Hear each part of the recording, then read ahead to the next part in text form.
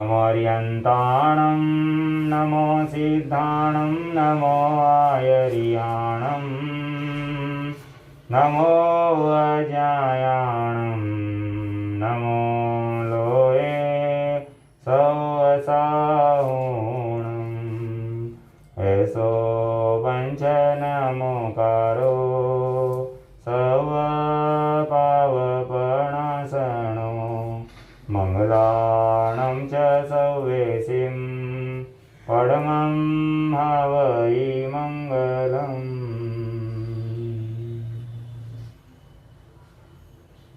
जैन धर्म का प्राण, जैन शासन का प्राण,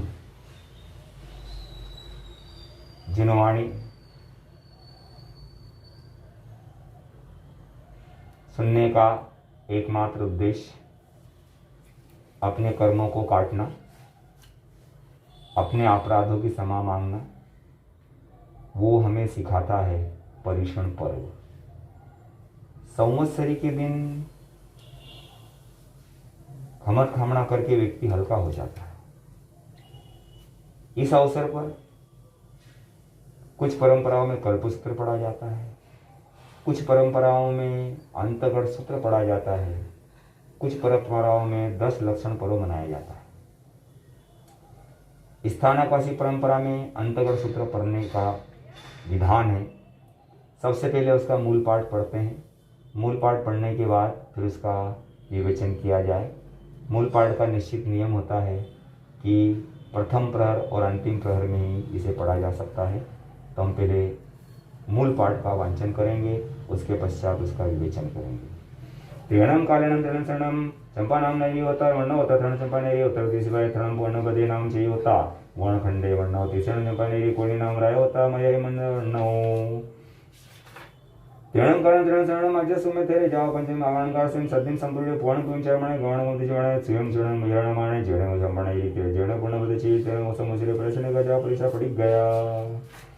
त्रिगणम कालेन त्रिगण शरण अजय सुम संतोष अजय संपूर्ण जाओ पजो शरणम वैसी जवण मंत्र शरण मागवाण माणम आईगण जाओ संपन्न सप्तम संघ से वगसण मठे बनते अठम शरण मंत्र अंतग अर्स अंतग शरण समन जाओ संपन्न गठे बनते सुधर्म एवं कुल जंबोते अनन जाओ संपन्न अठम संघ से अंतग शरण अठवग बनता तेण मंत्र समन जाओ संपन्न अठम संघ से अंतग शरण अठवग बनता पद्मशरण मंत्र वग अंतग शरण समन जाओ संपन्न कय बनता एवं कुल जंबो शरण जाओ संपन्न अठवग संघ से अंतग शरण पड़ो सो सदस्य बनत जहां गोयम समुद्र सागर गंभीर छे होई तिमी आइले गंभीर खुलु अख पछने विण्णु जम्बू जन मंदिर समय जाओ समुद्र अठम संघ संतगण पड़ा सो सदस्य बनता जहां गोयम जाओ विण्णु पंडित शरण में अजय संतग शरण तृण जाओ संतग पड़ते एवं कुल जंबो जन का जन समय वायु ने होता द्वार जन माना नो जन विधन धन वही मई निमिया जामीगढ़ पागारा नाना मणि पंचवर्ण कवि शिसग परिमंडिया सुरमा अलकापुरी संघ पोमुय पुतलिया पचकम देवदुभया पासाया रचना अभिला पड़ितुवा तीर्षण बारवेने रे भैया उत्तर प्रदेश रे तणम रे नाम रे पयोता वर्ण होता तणम रे पोवे नाम जण होता तव नव रुपयणम लखायणे होता पुराणे सेणम एकणम मनखंड परिकिते असोवर पाये अततन बारवेने रे कन्या वासुदम रे राया परिवे मया यमंतराय वर्ण सेणम तथा समुद्रजे पावकण दशनम दास दसारणम बलदेव पामखणम पंचनम आवेशम पंचनम पामखणम अद्वधाव कारणखणम संभव पकणम सत्य दंत अर्चनम महाशनम पामखणम सपणम वगल आवासनम विषण पावकणम एक दिशाय वीर शासनम उग सेन पामखणम सोलसनम राय शासनम उगुणी पामखणम बोलसनम दिवी शासनम आनंद सेना पाणखणम अणिगणम गणिया शासनम अणसिंच भोयम ईश्वर जाव सप्त वाहनम बारये नैरिये आद परसय सब तस्य आय वच्चे जावी रे ततनम बारये नैरिये अंतगुणी नाम राया परिवेश मेय मंत्रावण तसम अंतगुणी शरण धरणी नाम देवी होता वन्नो तस्यन धरणी देवी अन्य कहनाइम धनसे राजन सेवन से आन बले एवं जामा बले सुमन शरण कर्ण जमवाद बादन कलाव यौवने पाणी गणम कंता पासा य भोगाय नवरम गोइमो नावण अठणम रायवर कनाणम एकदिन वाणिम केणाविं की अठताव दाओ जन कांदन समण मारे ट्रेन गाड़ी के जाओ हिरे देवया देव आ गया करने वीन गए तनन गए में कुमारे जहां मियो ताने गए नमन सुजाय समय जम नवरम ज्ञान के आम वीर अपसान ज्ञान जनंती पोयम जहां में जाओ अन करे इधर जाओ जन में दिवंतम पावण पुरो काम हिरे तेणम सुवे मन करे अन गए आरो एटन तो धारण तणवंती समय में कसंग आजी आजी कोइन चौथे आज आपण भाईवाण वीरे तेणम नरटिन अने गए गारो ये निरियो नंदनना वचना बड़े बड़े का भैया जन वीरे तैणम से वेमान करे ना के में जण ऑर्डर ऑर्डर में तेणो कुछ कुछ ऑर्डर ऑर्डर में आदि में गाड़ी बनते न समते न से चरण में तुबे बनाए समाने वासी बिगुण बड़ी न भेरे एवं जहां खंडो जहां वारस विको बड़े मा वासी भाषा बोलने की दोगुण ते वो भाषा ये निरवस जहां खंडो जहां जे आदपसी ता तेरिम तदेम सिद्धम जम दुरे मासी सलेना वारस वाले से परियाय जाओ सिद्धि एवं खलु जंबू थणन भय जाओ समुद्र आठम संग सांद्र सं ब्रह्म सौकस पढ़म सजन सामिट पढ़ते परम पर अध्य समाप्त जयम जहां गोयमो तहां शेषावी वन्नी बिया धारणी माया समुद्र अंबरे गंभीले तिमी आईले कंपलीय गोबे वसने विष्णु ये वेगमा पढ़मो को 10 जन अपनत्ता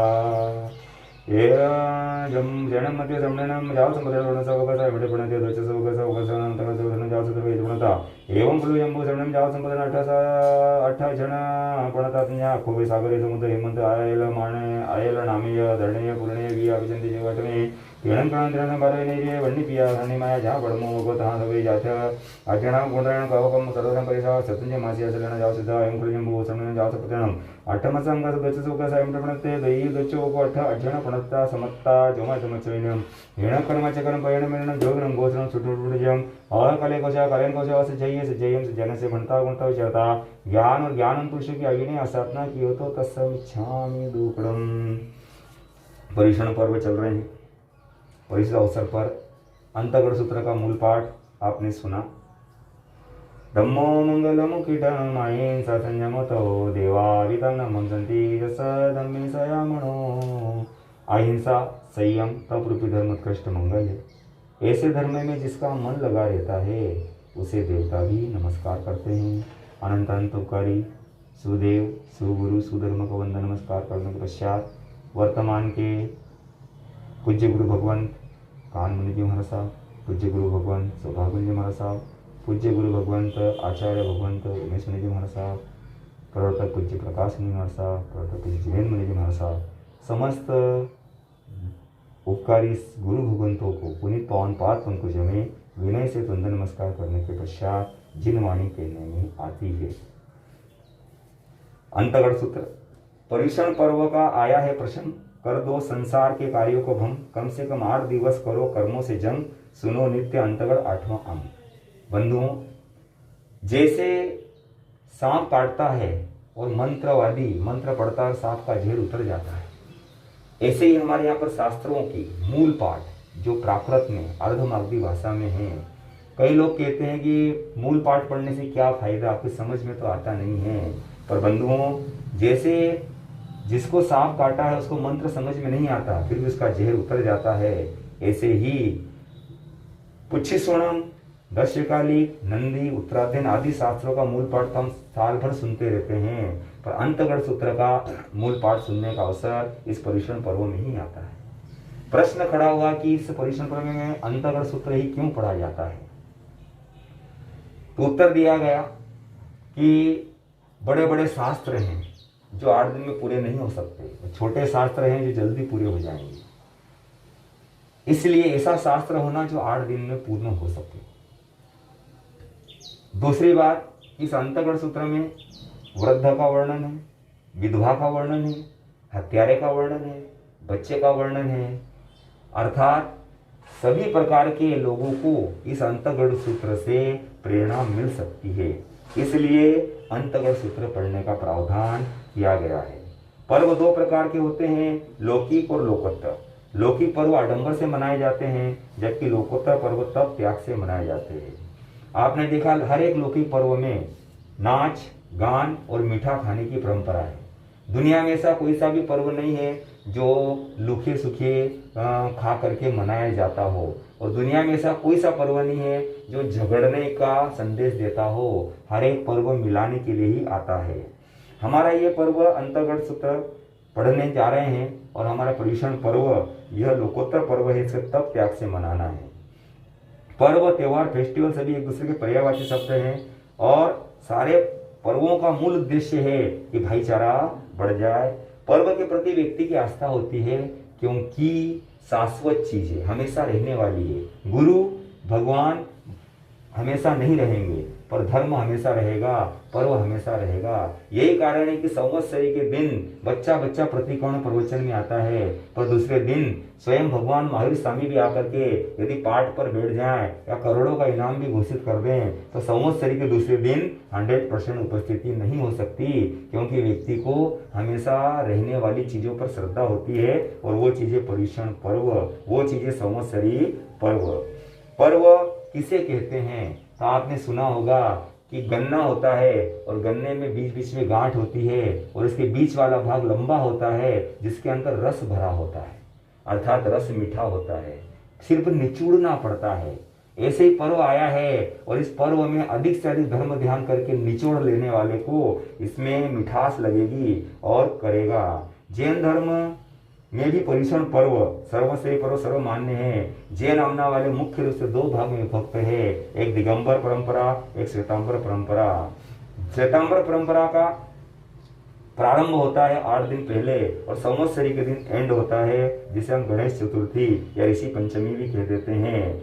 और उसी दिन से श्वेतांबर लोगों का 10 लक्षणी पर्व चालू होता है, जो 10 लक्षण के रूप में मनाया जाता है। और श्वेतांबर शाखा 8 दिन मनाती है। श्वेतांबर शाखाएं 2 रूप में है, मूर्ति पूजक और स्थानकवासी। मूर्ति पूजक समय कल्प सूत्र का वांचन होता है और स्थानकवासी सूत्र परंपरा में अंतगढ़ सूत्र का वर्णन होता है। तो ऐसे अंतगढ़ सूत्र में ज्ञान, दर्शन, चारित्र, कई तरह की प्रेरक कथाएं आती है और तत्व में इतना रस नहीं आता जितना कथाओं के अंदर रस आ जाता है, इसलिए अंतगढ़ सूत्र का वांचन किया जाता है। और अंतगढ़ सूत्र पढ़ने के लिए पढ़ने पर कई लोगों का प्रश्न होता है कि महाराज साहब हर साल अंतगढ़ सुनते सुनते बोर हो गए हैं, या अंतगढ़ बार बार क्या नया शास्त्र सुना दें। पर सुनने का महत्व है, श्रद्धा रखने का महत्व है। आपने देखा होगा कि जैन धर्म के तो कई शास्त्र हैं, पर मुसलमानों का एक कुरान शरीफ ही है और सिखों का एक गुरु ग्रंथ साहिब भी है और ईसाइयों का सिर्फ बाइबिल ही है। पर वो लोग कभी ये नहीं कहते कि आप हमें बार बार बाइबल क्यों सुना रहे हैं, कुरान शरीफ क्यों सुना रहे हैं। हिंदुओं में तो नारायण कथा होती है घर घर के ऊपर, वही कथा रोज वही होती है घरों घर में, पर कभी वो लोग ये नहीं कहते हैं कि वही बार बार कथा क्यों सुना रहे हैं। क्यों? क्योंकि कथा का महत्व कम, पर उसको सुनने का महत्व और उस पर श्रद्धा रखने का महत्व ज्यादा है। तीर्थंकर गोत्र बांधने के 20 कारण बताए हैं और इन 20 कारणों में एक कारण यह भी है कि सीखे हुए ज्ञान को, सीखी हुई स्वाध्याय को बार बार करने से भी जीव तीर्थंकर बन सकता है। इसलिए अंतगढ़ को बार बार सुन करके इसके अंदर श्रद्धा पैदा करें, इसके अंदर रस पैदा करें, ऐसा उत्कृष्ट रसायन आ जाए कि हम तीर्थंकर गोत्र बांध सकते हैं। जैसे पानी हम रोज रोज पीते हैं फिर भी कभी हम बोर नहीं हुए, कभी ये नहीं कहा कि पानी पीते पीते बोर हो गए, क्योंकि पानी शरीर की आवश्यकता है, ऐसे ही शास्त्र आत्मा की आवश्यकता है। 2 चीजें हमारे पास, शास्त्र और शस्त्र। शस्त्र उसे कहते हैं जो मारने के काम में आता है और शास्त्र उसे कहते हैं जो बचाने के काम में आता है। इसलिए भगवान थे तब लोग भगवान पर विश्वास करते थे, पर अब लोग शास्त्र पर विश्वास करते हैं, क्योंकि व्यक्ति कुछ भी कह सकता है पर वही चीज यदि शास्त्र के अंदर लिखी हुई है तो व्यक्ति को श्रद्धा हो जाती है, इसके अंदर जो है कुछ न कुछ विशेषता रही हुई है। इसलिए यहाँ पर अंतगढ़ सूत्र पढ़ा जा रहा है। यहाँ पर मुख्य रूप से तो 3 ही आगम होते हैं, सुत्तागमे, अर्थागमे, तदुभयागमे, अर्थात सूत्रागम, अर्थागम और दोनों। पर स्थानकवासी परंपरा 32 शास्त्र मानती है, मूर्ति पूजक परंपरा 45 शास्त्र मानती है और नंदी सूत्र पर अभी ध्यान लगाएं तो उसमें अनेकों शास्त्रों के नाम आए हैं। इसलिए शास्त्र कितने हो सकते हैं यह महत्वपूर्ण नहीं है, महत्वपूर्ण चीज यह है कि उस शास्त्र के अंदर लिखा हुआ जो है वो आचरण में आए। और हर एक शास्त्र यही कहता है कि हमें हिंसा के स्वरूपों से दूर होकर के दया का पाठ पढ़ना चाहिए। अंतगढ़ सूत्र में 90 आत्माओं का वर्णन है। इसमें 5 वर्ग, प्रथम उसमें 51 आत्माओं का और पीछे के 3 वर्ग में 39 आत्माओं का वर्णन है और कुल 8 वर्ग में इसका वर्णन किया गया है। तीर्थंकर भगवान तो अर्थ बोलते हैं, मूल पाठ नहीं बोलते हैं। ये मूल पाठ जो आपके सामने पढ़ा गया यह मूल पाठ तीर्थंकर भगवंतों ने अर्थ बोला, उसको गंधर्व भगवंतों ने मूल रूप में कहा है, मूल रूप को अर्थ रूप में कहा है। क्यों अर्थ रूप को मूल रूप में कह दिया? क्योंकि अर्थम भाषई अर्हा सुक्तम कथन्ति गणः न्यूनम शासन सिहताय तो सुक्तम पवत्तई। अर्थात अर्थ बोला गया, उसको सूत्र रूप में गूंथ दिया गंधर्वों ने। जैसे नींबू का सत निकाल लिया जाता है, और जब भी हमें नींबू का पानी बनाना हो, पानी डाल दे करके हम 1 गिलास 2 गिलास नींबू बना सकते हैं। ऐसे ही गंधर्व भगवंतों ने हमें नींबू का सत रूप भी बना के दे दिया। साधक इसमें अपनी बुद्धि का पानी मिला करके और बिंदु में सिंधु कर सकता है। अर्थात इसको कितना ही एक एक शब्द में, एक एक अक्षर में अनंत भाव भरे हुए हैं। और पर्युषण पर्व 8 दिन का या 10 दिन का महत्वपूर्ण वस्तु है कि भगवान ने 50वें दिन संवत्सरी मनाई थी। तो इस तरह से हम भी चातुर्मास लगने के 50वें दिन जो है संवत्सरी कर लेते हैं। जैसे शादी 1 दिन में होती है पर उसकी तैयारी पूर्व से की जाती है, ठीक इसी प्रकार मुख्य रूप से संवत्सरी है, संवत्सरी का प्रतिक्रमण है। उस दिन हमें सभी जीवों से समापना करना है। पूर्व के 7 दिन तो उसकी तैयारी में होते हैं। वैसे कहावतें 8 के ठाठ हैं। शुभ कार्य में 8 का योग अच्छा माना है। मंगल 8 माने, कर्म भी 8 माने, प्रवचन माता भी 8 कही गई है, सिद्ध के गुण भी 8 हैं, और मद भी 8 है, रुचक प्रदेश भी 8 है। ऐसे 8 का ही ठाठ है। अब इस प्रथम वर्ग में भगवान ने सबसे पहला शब्द का तेणम कालेणम तेणम समय। भगवान महावीर स्वामी अपना प्रवचन सुना करके, अपनी जिनवाणी सुना करके और मोक्ष को पधार चुके हैं। जम्बू स्वामी सुधर्मा स्वामी से प्रश्न करते हैं कि भगवान ने 7 अंग कहे, अब 8वें अंग में क्या भाव कहे हैं? तो कह रहे हैं तेणम कालेणम तेणम समय। अर्थात उस काल उस समय में चंपा नाम की नगरी थी। ये भूतकाल की बात है। अर्थात इतनी बड़ी नगरी भी आज नष्ट हो चुकी है। दुनिया में कोई भी चीज स्थायी रहने वाली नहीं है। उस काल उस समय का क्या मतलब? समय, काल, टाइम, ये सारी चीजें अलग अलग होती है। तो हाँ, मान सकते हैं, यूं तो सामान्यतः कोई अंतर नहीं है, पर जब गहराई से चिंतन करते हैं तो एक काल चक्र होता है। काल चक्र में 12 आरे होते हैं। एक काल चक्र के उसमें 6 आरों का अवसर्पिणी काल, 6 आरों का उत्सर्पिणी काल होता है। और अवसर्पिणी काल में सारी चीजें घटती जाती है, उत्सर्पिणी काल में सारी चीजें बढ़ते जाती है। अब यहाँ काल का मतलब लेंगे अवसर्पिणी काल, और समय का मतलब लेंगे जिस समय भगवान महावीर स्वामी इस धरा पर विचरण कर रहे थे, या जिस समय चौथा आरा चल रहा था। सर्पिणी का अर्थ होता है नागिन। नागिन मुंह की तरफ से मोटी होती है और पूंछ की तरफ पतली होती है। ऐसे ही सर्पिणी के समान उतार चढ़ाव वाले काल होते हैं। और उस समय में मगध के अधिपति श्रेणिक ने देव प्रदत्त हार सेतने खाती अपने पुत्र हल्ल विहिल कुमार को दिए, और पुत्र कोणिक को राज्य नहीं दिया। तब कोणिक ने अपने भाइयों के साथ मिलकर अपने पिता राजा श्रेणिक को गिरफ्तार करके जेल में डाल दिया, और स्वयं कोणिक राजा बन गया। कोणिक अपनी माँ चिल्ला के दर्शन करने गए, तब चिल्ला ने मुंह फेर लिया। कोणिक ने माँ से पूछा, माँ आप नाराज क्यों हैं? माँ चिल्ला ने कहा, बेटा जब तू गर्भ में था तब मुझे पति के हृदय के मांस खाने की इच्छा हुई। जब भी बच्चा गर्भ में आता है तब माँ की तरह तरह की इच्छाएं होती है, और उन इच्छाओं का पूर्ण नहीं होने से वह माँ दुबली पतली होने लगी जाती है। इस तरह से उसे जिन धर्म में दोहत कहा, दो का मतलब दो, हत का मतलब हृदय, अर्थात गर्भ के अंदर का बच्चे का हृदय और माँ का हृदय दोनों मिलकर जो मांग कर रहे हैं उसको दोहत कहा जाता है। जैसे ही माँ की इच्छा हुई मुझे पति के हृदय का मांस खाना, उस समय माँ ने निर्णय कर लिया ये गर्भस्थ शिशु का प्रभाव है, जन्म लेते ही मैं इसको फिकवा दूंगी। बेटा तेरा जन्म होते मैंने फिकवा दिया। तेरे पिता श्रेणिक को पता लगा, वो दौड़कर वापस तेरे को लेके आए, पर मुर्गे ने तुम्हारी उंगली नोच ली, उसमें पस हो गया। तुम्हारे पिता उस उंगली के पस को मुंह से निकालते थे, और विकसित तुंगली के कारण तुम्हारा नाम कोणिक रखा गया। ऐसे परोपकारी पिता को तूने जेल में डलवा दिया। माँ से वास्तविक का जानने के बाद हाथ में शस्त्र लेकर के और श्रेणिक राजा की बेड़ियां काटने के लिए कोणिक जेल की तरफ दौड़ गए। बेटा हाथ में शस्त्र लेकर आ रहा है, मेरे को मार डालेगा, मेरी हत्या कर देगा और मेरे बेटे को पीकर हत्या का पाप लगेगा। इस पाप से मेरा पुत्र दुर्गति को जाएगा। मेरा पुत्र है, उसके द्वारा पाप नहीं होने दूंगा, मैं स्वयं आत्महत्या कर लेता हूँ। इस तरह का सुंदर विचार पिताजी ने करके और हीरे की अंगूठी को मुंह में डाला और अपने प्राण त्याग दिए। कोणिक पास में गया पर पिताजी मरणासन्न हो चुके थे, शोकाकुल हो गए। बार बार पिताजी की याद करके रुदन करने लगे। उस राजगीर नगर में उनका मन नहीं लगा। मंत्रियों ने ऐसी दशा देख करके नए स्थान की खोज की और सुकून के लिए चंपा वृक्ष पसंद आया।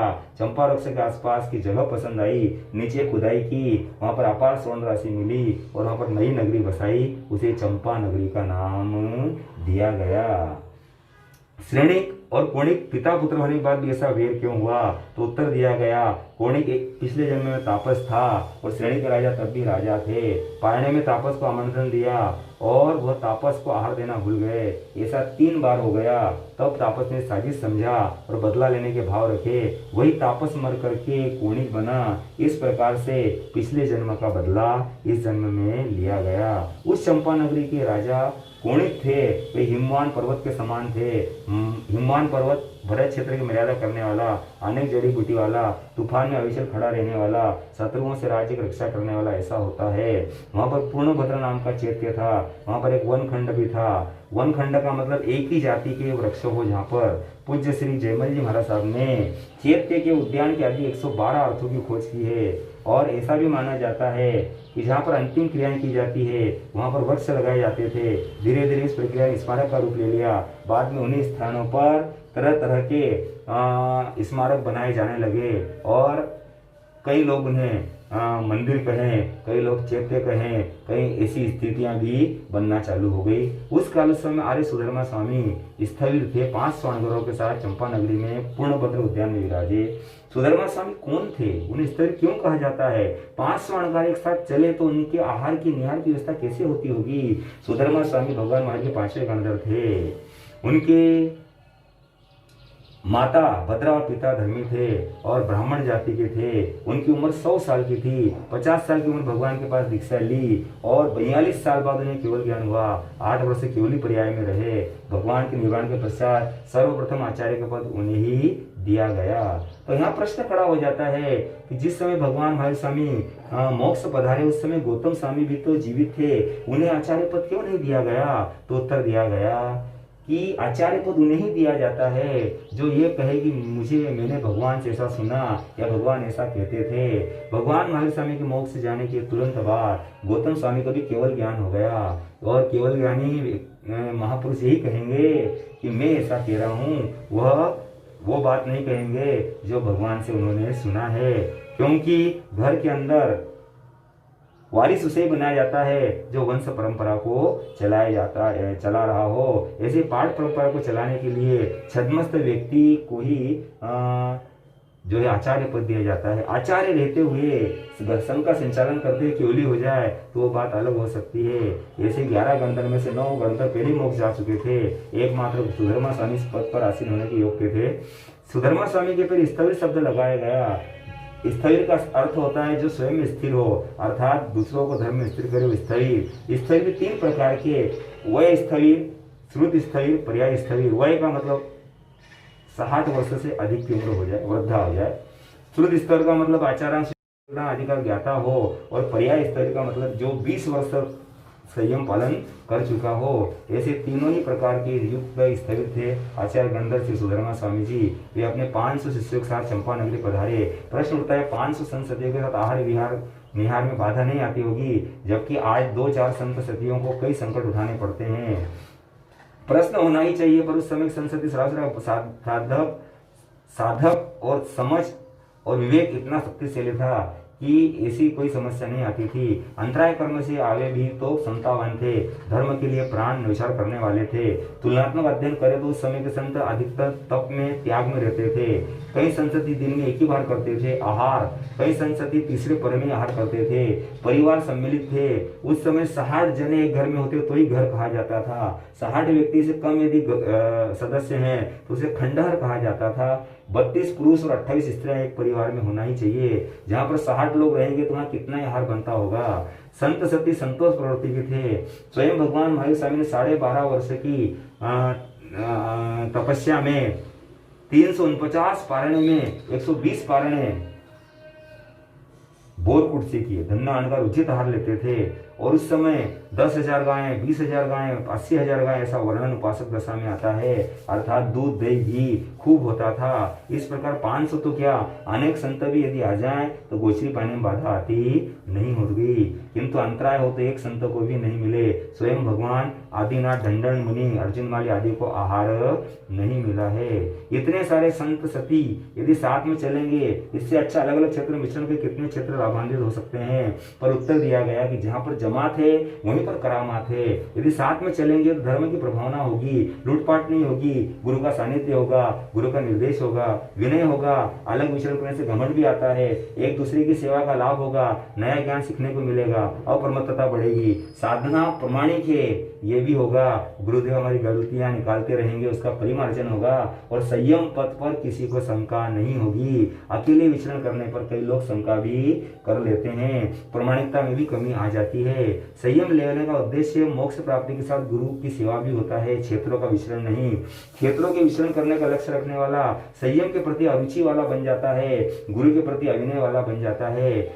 पूरे 14 राजलोक में ऐसा कोई क्षेत्र नहीं रहा जहां पर इस जीव ने कभी विचरण नहीं किया। अब तो समय आया है कि हम गुरु के सानिध्य में रह करके और धर्म की आराधना, त्याग की आराधना, संयम की आराधना करें और कर्मों को क्षय करें। इसलिए अलग अलग विचरण करना आवश्यक नहीं है। गुरु के साथ में रह करके, भगवान के साथ में रहकर ही साधना आराधना करनी चाहिए। साथ में रहने पर कुछ समस्या आती है, भीड़ हो जाती है, संगठन होते, एक्सीडेंट होते, ठहरने पलटने की समस्याएं आती है। ऐसे प्रश्न कई लोग करते हैं, पर आप देखेंगे कि एरिया समिति पूर्वक चलने वालों को कोई तकलीफ नहीं आती। भगवान स्वयं 14,000 संसदी के साथ विराट जाते थे और अस्थिपाल राजा की दानशाला में अंतिम चौमासा कर लिया। ऐसे 500 शिष्यों के साथ गंधर सुधर्मा स्वामी चंपा नगरी पधारे। वहां पर जम्बू स्वामी ने पूछा कि भगवान 7 अंग शास्त्र मैंने सुन लिए, 8वें अंग शास्त्र अंतर्गता भगवान ने क्या फरमाया है। सुधर्मा स्वामी ने कहा कि भगवान ने अंतर्गत सूत्र में 8 वर्ग कहे हैं। उसमें प्रथम वर्ग में 10 अध्ययन कहे हैं, गौतम कुमार, समुद्र कुमार, सागर कुमार, गंभीर कुमार, समित कुमार, अचल कुमार, कपिल कुमार, अशोक कुमार, प्रसन्न कुमार, विष्णु कुमार। उस समय में द्वारिका नाम की नगरी थी और वह 12 योजन लंबी, 9 योजन चौड़ी थी। और योजन 2 प्रकार के होते हैं, शाश्वत और अशाश्वत। शाश्वत योजन 4000 कोस का होता है, शाश्वत 4 कोस का होता है। नाशवान चीजों का नाप अशाश्वत योजन से किया जाता है और जो हमेशा रहने वाली है उनका शाश्वत योजन से नाप किया जाता है।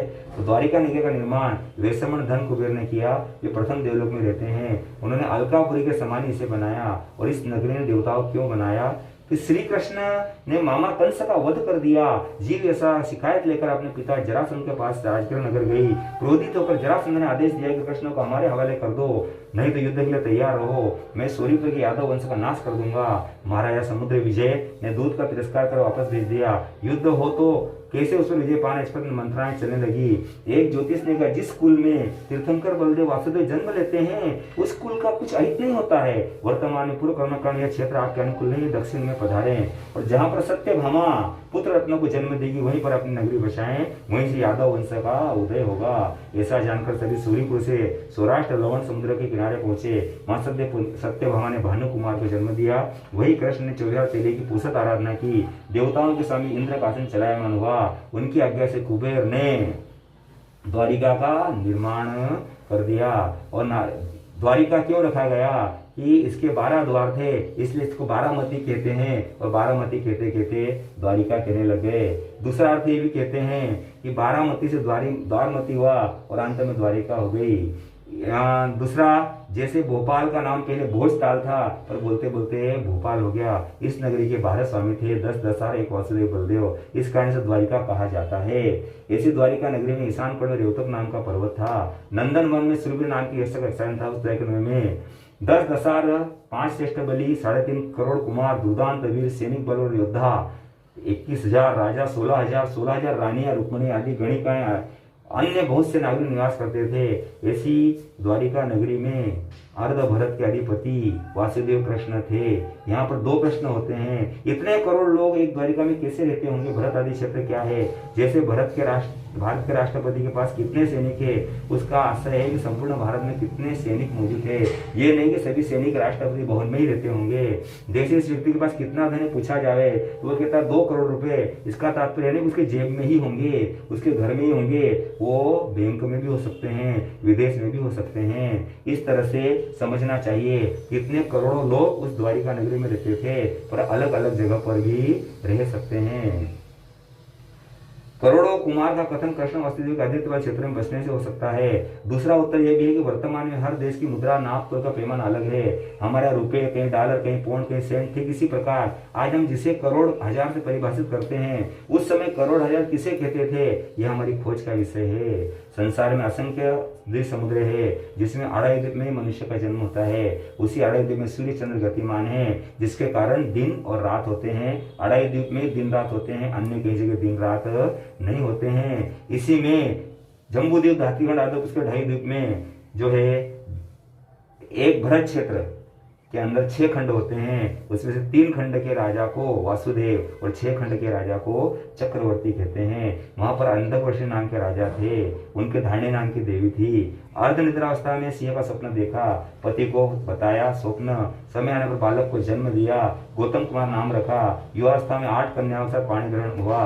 प्रतिदान में 8 करोड़ स्वर्ण मुद्रा का दान दिया गया। इस तरह से गौतम कुमार भगवान अरिष्टनेमि के दर्शन करने गए और भगवान अरिष्टनेमि का समस्वरण की रचना देवों ने की। 4 प्रकार के देव भवनपति, वाणिज्य, ज्योतिष, मानिक समस्वरण में आए। श्री कृष्ण महाराज भी गए। वहां पर संयममय प्रवचन सुन करके, देशना सुन करके गौतम कुमार दीक्षा लेने का कहते हैं। भगवान ने कहा आहा सुन जन का माँ पढ़ी करे।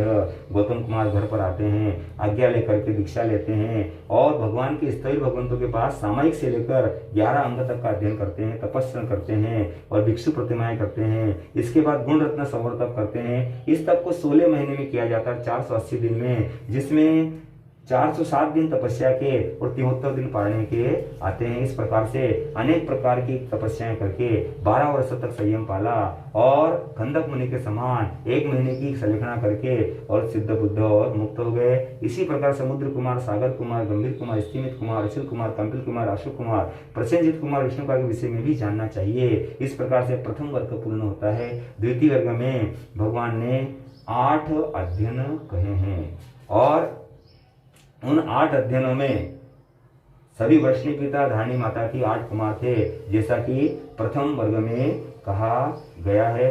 तो ऐसे 8 ही कुमारों ने 1 महीने की संयम पर्याय, 1 महीने की संथारा, 12 वर्ष की संयम पर्याय और पहले वर्ग में 12 वर्ष के संयम पर्याय, पर यहाँ पर 16 वर्ष के संयम पर्याय 8 ही कुमारों की थी और अंत में सिद्ध बुद्ध और मुक्त हो गए। इस तरह से 2 वर्ग का अर्थ हुआ। अब इसमें और भी बहुत कुछ सीखना सुनना बाकी है, इसे सुनेंगे तो यहाँ भी आनंद होगा और आगे भी आनंद। चतारी मंगलम आर्यंता मंगलम सिद्धा मंगलम साहू मंगलम केवली पंडम मंगलम। चतारी लघुत्मा जंता लघुत्मा सिद्धा लघुत्मा शाहू लघुत्मा केवली पंडम लघुत्वम।